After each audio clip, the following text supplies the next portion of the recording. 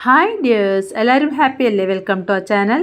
ഇഡലി, ദോശ, ചപ്പാത്തി അതൊന്നുമല്ലാതെ ഇന്ന് വ്യത്യസ്തമായ ഒരു ബ്രേക്ക്ഫാസ്റ്റ് ഉണ്ടാക്കിയാലോ? റവ കിച്ചടി. വളരെ സിമ്പിൾ ആണ് ഉണ്ടാക്കാൻ. അധികം സമയം അടുക്കളയിൽ ചിലവഴിക്കേണ്ട ആവശ്യമേ ഇല്ല. പാത്രങ്ങൾ കഴുകുന്ന ജോലിയും കുറയ്ക്കാം. വായിൽ അലിഞ്ഞുപോവും റവ കിച്ചടി എങ്ങനെയാണ് ഉണ്ടാക്കുന്നത് എന്ന് നോക്കാം. ഒരു കപ്പ് റവ, അതിപ്പോ വറുത്തതാണെങ്കിലും വറുക്കാത്തതാണെങ്കിലും ഒന്നുകൂടി ഒന്ന് വറുക്കാം. അപ്പോൾ രുചിയും മണവും ഒന്ന് കൂടിക്കിട്ടും. അതിനുശേഷം ഒരു അടികട്ടിയുള്ള കടായി എടുത്ത് അതിലേക്ക് 1 ടേബിൾ സ്പൂൺ നെയ്യും 1 ടേബിൾ സ്പൂൺ സൺഫ്ലവർ ഓയിലും കൂടി ഒഴിച്ച് അതൊന്ന് ചൂടായി വരുമ്പോൾ അതിലേക്ക് 1 ഏലക്ക, 3 ഗ്രാമ്പു, 1 ഇഞ്ച് നീളത്തിലുള്ള ഒരു പട്ട, ഒരു ബേ ലീഫ് ഇട്ട് ഒന്ന് വഴറ്റണം. ഇതിലേക്ക് 10 അണ്ടിപ്പരിപ്പിട്ട് അതൊന്ന് റോസ്റ്റായി വരുമ്പോൾ അര സവാള സ്ലൈസ് ചെയ്തതും 1 പച്ചമുളകും കൂടി ഇട്ട് സവാള ട്രാൻസ്ലൂസന്റ് ആവുന്നത് വരെ വഴറ്റുക. ഇതിലേക്ക് 1 ടീസ്പൂൺ ഇഞ്ചി വെളുത്തുള്ളി പേസ്റ്റ് ഇട്ട് അതിന്റെ പച്ചമണം മാറുമ്പോൾ 1 തക്കാളി ചെറുതായി മുറിച്ചതിട്ട് ഒന്ന് വഴറ്റാം. തക്കാളി ഒന്ന് വെന്ത് വരട്ടെ, അടച്ചു വെച്ച് വേവിക്കൊന്നും വേണ്ട.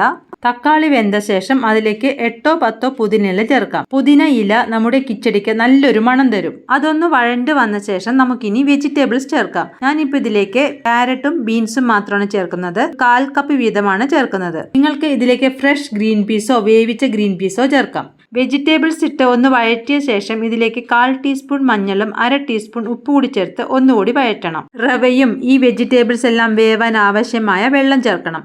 1 കപ്പ് റവയ്ക്ക് 3 കപ്പ് ചൂടുവെള്ളം എന്ന രീതിയിലാണ് ചേർക്കേണ്ടത്. കൂട്ടുകാരെ, ചൂടുവെള്ളം തന്നെ ചേർക്കണം. ഇതൊന്ന് അടച്ചു വെച്ച് 2 മിനിറ്റ് കഴിഞ്ഞിട്ട് ഒന്ന് തുറന്ന് നോക്കാം. നല്ലപോലെ തിളച്ച് വന്നിട്ടുണ്ട്. ഉപ്പെല്ലാം പാകണമെന്ന് നോക്കണം. ആവശ്യമെങ്കിൽ ഇട്ട് കൊടുക്കാം. ഇതിലേക്ക് റവ തുടരെ ഇളക്കി ഇട്ട് കൊടുക്കാം. തുടരെ ഇളക്കണം കേട്ടോ, കൈവിടാതെ ഇളക്കണം, അല്ലെങ്കിൽ കട്ട കെട്ടും. പെട്ടെന്ന് അത് കുറുകി വരും.